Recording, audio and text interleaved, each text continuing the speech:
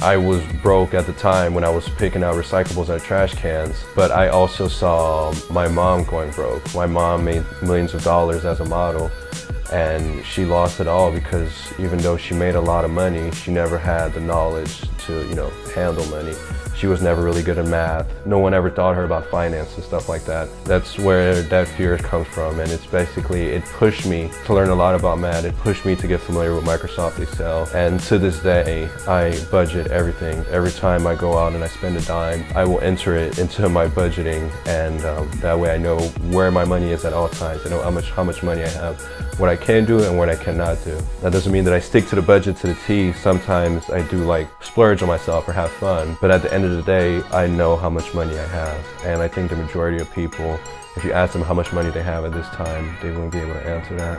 One of my biggest accomplishments was basically having an M4 at 23 years old. The way I was able to get to that was sacrifice. I had this goal, I wanted an M4, and I did the math. And I said, okay, well, if I get out of college, I'm gonna make X amount of money. I'll be able to afford X amount for a car payment, so I need to have X amount as a down payment. And I basically came up with a strategy to save money, and it would be a pretty tough strategy. And in order to do that, I had to pass up on a lot of fun times. When my friends were going out, I wouldn't, say, hey, I'm just gonna stay in and play video games because you know what?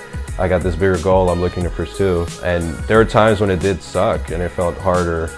It felt hard to, go after this goal. And, I'd be asking myself, like, what if, I'm missing out on all these times right now and I'll never get these times back.